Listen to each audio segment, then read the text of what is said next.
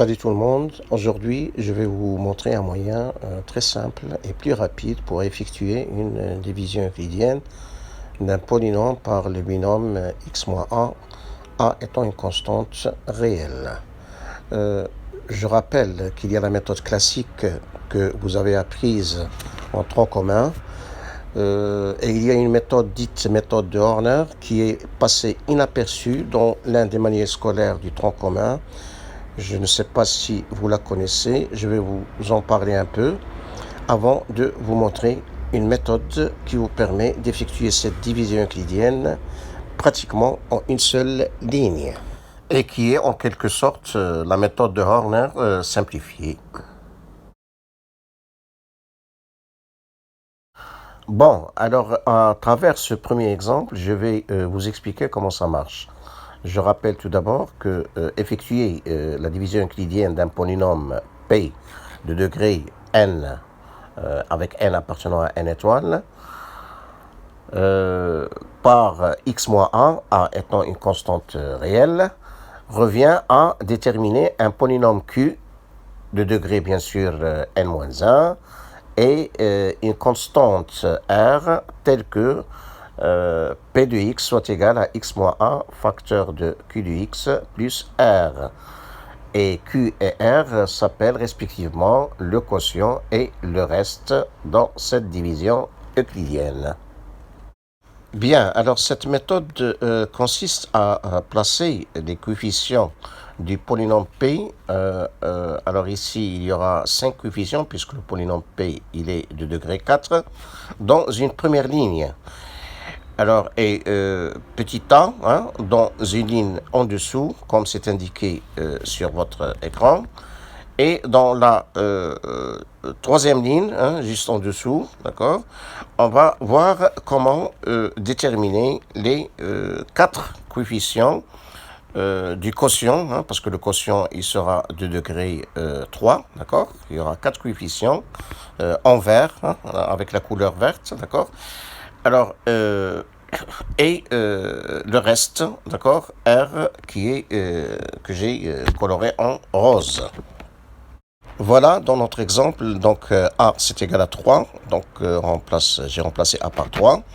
Et puisque on divise par x moins 1 et que le coefficient de x c'est 1 pour x moins 1, donc les polynômes P et Q, d'accord, le dividende P et le quotient Q, vont avoir le même coefficient pour leur monôme du plus haut degré, qui sera donc est égal à 2.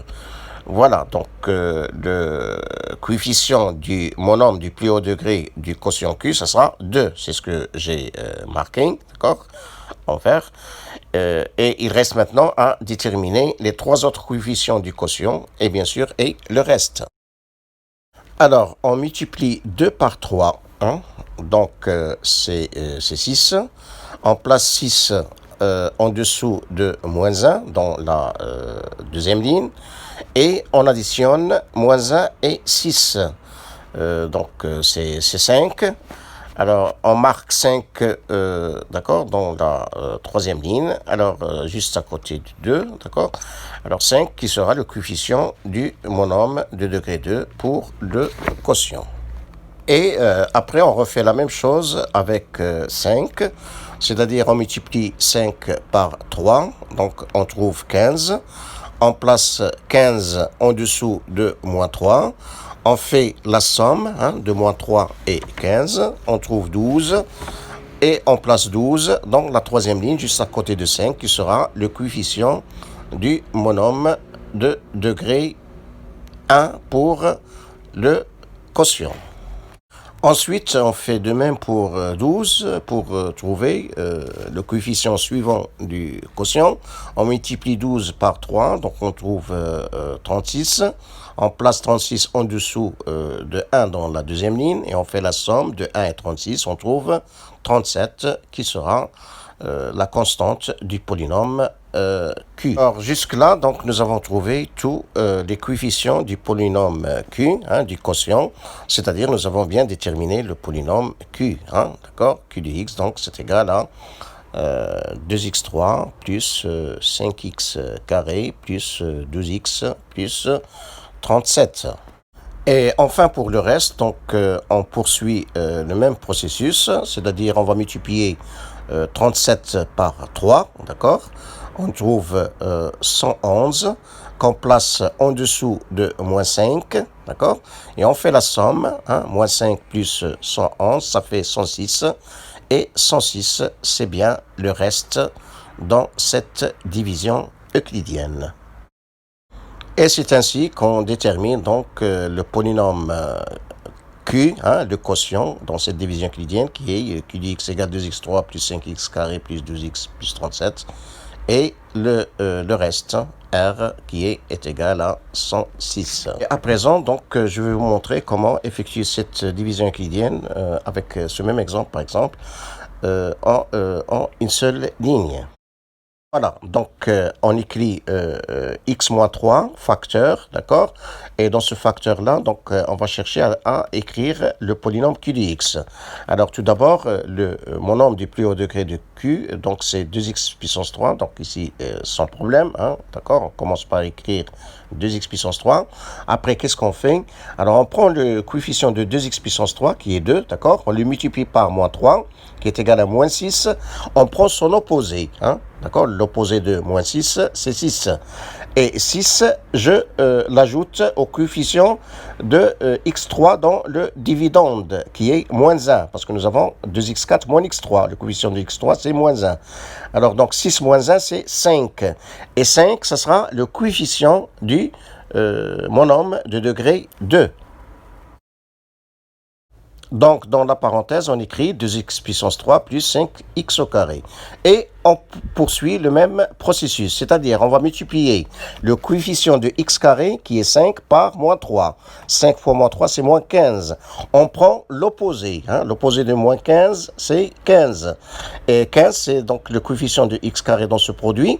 Donc, je l'ajoute au coefficient de x carré dans le dividende, qui est moins 3. Hein, parce que nous avons 2x4 moins x3 moins 3x carré. Le coefficient de x carré, c'est moins 3. Donc, 15 moins 3, ça fait 12. Et 12, ça sera le coefficient du monôme suivant, c'est-à-dire du monôme de degré 1. Et on écrit plus 12x. Et on poursuit. Donc, on multiplie 12 par moins 3. Donc, ça nous donne moins 36. L'opposé de moins 36, c'est 36. Donc, 36, donc, c'est le coefficient de x dans ce produit que je viens de faire. Donc, je l'ajoute au coefficient de x dans le dividende, parce que nous avons 2x4 moins x3 moins 3x carré plus x. Hein, le coefficient de x, c'est 1. Donc, j'ajoute donc 36 à 1, donc ça me donne 37. Donc, 37, ça sera la constante du polynôme q de x. Et je ferme la parenthèse. Maintenant, il ne me reste que le reste. Alors, le reste, donc, vous faites la même chose. Vous multipliez 37 par moins 3, qui est égal à moins 111. Vous prenez l'opposé, qui est 111.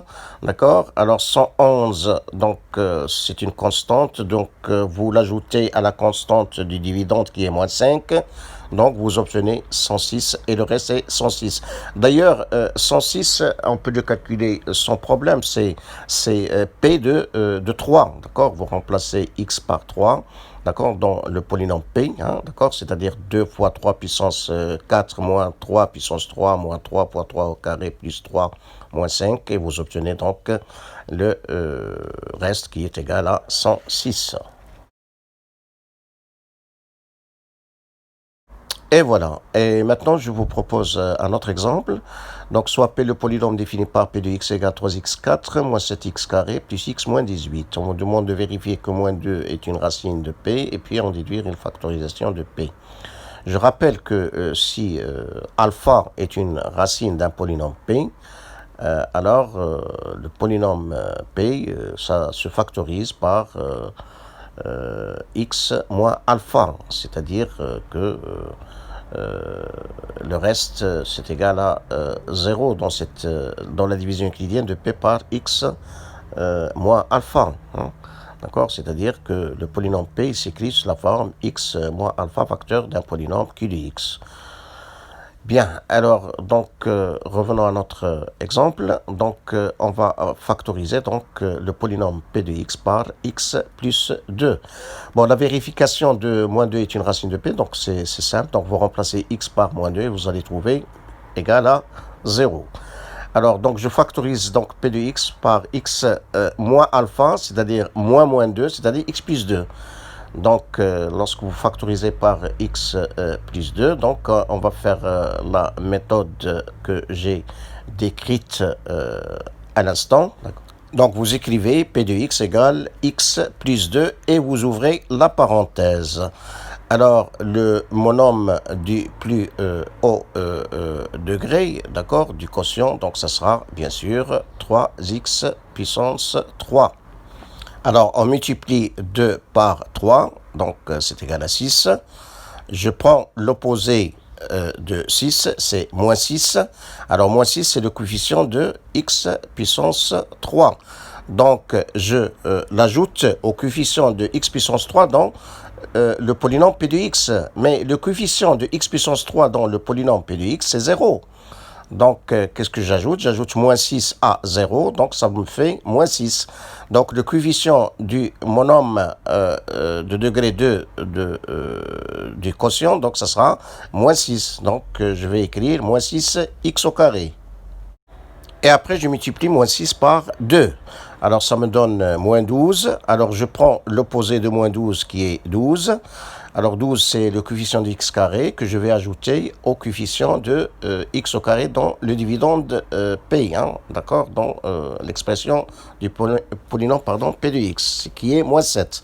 Donc, 12 moins 7, ça fait 5. Donc, le coefficient du monôme de degré 1, donc ça sera 5. Donc, j'écris plus 5x. Enfin, pour calculer la constante, donc on fait la même chose. On multiplie 5 par 2, ça fait 10. L'opposé de 10, c'est moins 10. C'est le coefficient de x. Donc, vous l'ajoutez au coefficient de x dans le dividende P de x, c'est 1.